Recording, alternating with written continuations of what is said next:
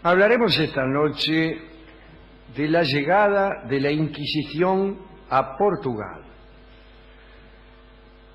Y hablaremos porque la aparición de los tribunales inquisitoriales en Portugal ocurrió de un modo muy particular en dos sentidos. Fue un hombre solo el que lo hizo y su método fue muy extraño. Vamos a ver lo que sucedió.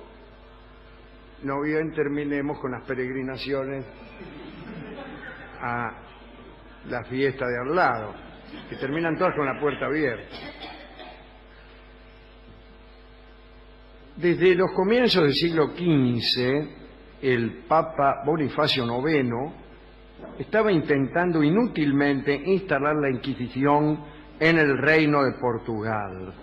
Había nombrado a un dominico llamado Vicente de Lisboa inquisidor general. Le dijo, mire, usted es el inquisidor general. Pero a Vicente de Lisboa no le fue bien. El rey de Portugal, Juan I, escribió al Papa para decirle que el establecimiento de la Inquisición en su reino se oponía al bienestar de sus vasallos, a sus propios intereses y al interés de la religión. Mira vos, Juan. Dijo además que había notado en el trabajo de Vicente de Lisboa algunas anomalías. El Papa Bonifacio atendió los reclamos de Juan I y revocó los poderes que había concedido a los inquisidores. Autorizó incluso a un tal Marcos, que era obispo de Sinigalia, para absolver a los que Vicente de Lisboa había acusado. Reubicó en sus cargos a todos los que el tipo había echado. Mucha gente se vio libre del temor de que les confiscaran sus bienes. Después de aquel intento, el Papa siguiente, Clemente VII, también intentó que la Inquisición tuviera residencia fija en Portugal. Pero no hubo caso.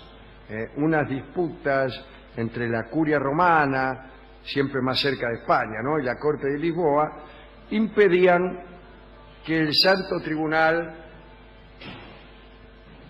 llegara a Portugal. Tiempo más tarde, casi a mediados del siglo XVI, el rey de Portugal era Juan III, y fue durante su reinado cuando se produjo el hecho que vamos a contar ahora. Hay que decir, Juan III tenía una hija que era María de Portugal, fue la primera esposa del príncipe de Asturias, Felipe, que luego sería Felipe II. Y aquella muchacha, ya hemos contado acá su historia, murió a los 18 años y no pudo ser reina de España. No será mucho pedir que dejemos de ir y venir por un rato, aunque sea. Bueno. En el año 1539, esto es lo que ocurrió, ¿no? En el año 1539 se presentó en Lisboa un legado del Papa. Había llegado hasta allí, según decía, para establecer la Inquisición sobre cimientos inquebrantables. El legado, que se llamaba Saavedra, presentó al rey, Juan III, la credencial del Papa Pablo III. Llevaba otras cartas de Roma para los principales dignatarios de la corte. Sus patentes de legado estaban firmadas, selladas, y contenían amplios poderes para nombrar un inquisidor general y todos los jueces del Santo Oficio. Lo curioso es que este Saavedra, en realidad, era un impostor. Ningún papa lo había enviado allí y había falsificado todos y cada uno de los documentos que llevaba. Saavedra había aprendido el arte de la falsificación en Roma y se había perfeccionado en Sevilla. Desde allí había llegado a Lisboa junto con dos cómplices que se hacían pasar por clérigos. Saavedra ganó rápidamente el favor y el respeto de Juan III. El rey pensaba, que ya que no se podía contrarrestar el avance de la Inquisición, que se había instalado en casi todos los países, aceptó la carta de este tipo. Y el impostor que más que nada quería vivir cortesanamente y chupar de ojo en los boliches, comenzó a edificar la burocracia de la Inquisición en Portugal. Y al principio le fue bien. Saavedra tuvo a su servicio a más de 120 ayudantes. Para enfrentar los gastos recibía de Juan III y del gobierno de Sevilla, por donde antes había pasado, sumas cuantiosas en nombre de la Cámara Apostólica de Roma. Cuenta uno de los cronistas de esta historia, en este caso es Voltaire, que el plan que se habían propuesto aquellos impostores lo habían concertado con el artificio más deslumbrante. Una razón los ayudaba: un inquisidor nunca puede ser falso, del mismo modo que un asesino tampoco puede serlo. Y sucedió entonces que Saavedra, además de vivir bien, hizo lo que hubiera hecho la Inquisición: ser la Inquisición. La impostura de Saavedra residía solo en ser un hombre cualquiera que no había obtenido permiso de nadie, pero por lo demás hacía todo lo que un inquisidor debía hacer. Cuando el rey Juan III preguntó un día a Saavedra por qué había llegado a Portugal sin que el Papa se lo hubiera advertido antes, el falso legado le contestó que una cosa tan apremiante como establecer la Inquisición no podía esperar. Le dijo también que debía considerarse muy honrado de que directamente llegara un legado del Santo Padre. La cuestión fue que Saavedra nombró un gran inquisidor, envió a recolectar diezmos por todo el reino, además mandó a la hoguera, entre hazaña y hazaña, mandó a la hoguera a 200 tipos. Unos meses más tarde, el engaño se descubrió en Sevilla. El marqués de Vilanova de bancarrota se llamaba, de bancarrota había sospechado todo este asunto, empezó a preguntar en Roma, le dijeron que nadie había enviado a Lisboa legado alguno.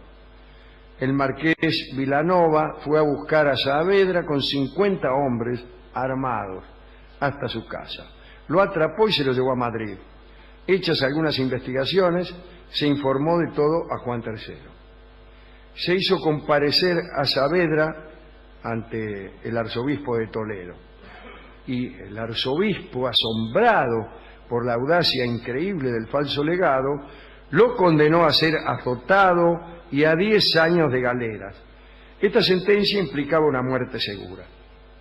En las galeras no se podía estar más que un par de años hasta morir. O morías de hambre, o apestado, o hundido por algún barco enemigo. Juan de Tavera envió la sentencia al Papa Pablo IV para que fuera confirmada. Y entonces sucedió otro hecho increíble. El Papa, orgulloso de que por fin se habían podido instalar los tribunales del Santo Oficio en Portugal, no confirmó la sentencia, sino que confirmó a Saavedra como legado papal en Lisboa. Pablo IV advirtió que no podía dejar de reconocer en la historia sucia de aquel bribón la mano de Dios y un milagro de su providencia. Y se citó para el caso un diálogo en el que participaba Jesús. Juan le dijo a Cristo: Señor, hemos visto a un hombre que no es discípulo vuestro, que expulsaba a los demonios del cuerpo en vuestro nombre, y hemos impedido que lo hiciera.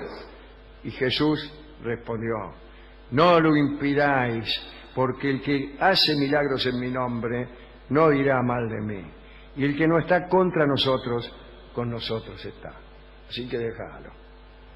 En el año 1545 Saavedra fue absuelto y encargado de la Inquisición portuguesa.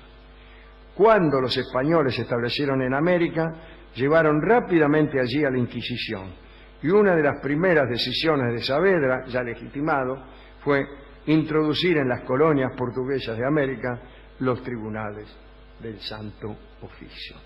Esta era la extraña historia de la llegada de la Inquisición a Portugal que quería contarles. Y es extraordinaria, porque el tipo es un impostor, pero tan buen impostor que resulta confirmado en su cargo. Esto debe llamarnos a la reflexión a todos. No sé qué resultará de esa reflexión. Pero a mí me parece que un buen impostor es mejor que un mal legado legítimo. Un buen novio clandestino es mejor que uno malo con el que está de acuerdo toda la familia. Así que busquemos la legitimidad no tanto en los sellos del Papa, sino en lo bien que uno realiza su trabajo. Bueno, en este caso el trabajo era un trabajo detestable, que es el trabajo de inquisidor. Y encima después vino América. Sí, es que todas esas comisiones inquisitoriales siempre tienen buena... siempre progresan, siempre van hacia adelante, tienen muchos postulantes. Y ser alcahuete es algo inherente a la condición humana que es muy tentador. Cuando usted pone un cartel, se necesitan alcahuetes, aparecen desde abajo de las piedras gentes que tienen una fuerte vocación, o inquisitorial, o de chupamedias, o de ortiga. Que eso fue lo que pasó con Saavedra. Pero en este caso, Saavedra lo que nos enseña es el arte de la impostura, que consiste en ser más perfecto que el legítimo. Una buena falsificación es lo que se llama la falsificación ascendente, que es donde el objeto falsificado es mejor que el original. Bueno, no sucede muy frecuentemente, pero es deseable que a uno le den una falsificación mejor que la original. Hemos ido, en este caso, a la discoteca, explicamos esta historia y este hombre no sabía muy bien qué decir, ¿no? ¿Y quedó conmovido por la historia? No, pero nos dijo que si necesitáramos a alguien que nos contara qué es lo que andan diciendo de nosotros por ahí, él podía anotarse. Claro, sí, me imaginé que iba a ser el primero. Bien, y nos dio esta canción que se llama Una casa portuguesa, que es la casa en donde funciona desde luego la Inquisición. Ese es el sentido metafórico de este bello fado que escucharemos ahora por Amalia Rodríguez, que es la mejor cantante de canciones portuguesas del mundo. Una casa portuguesa, ahora mismo. Adelante.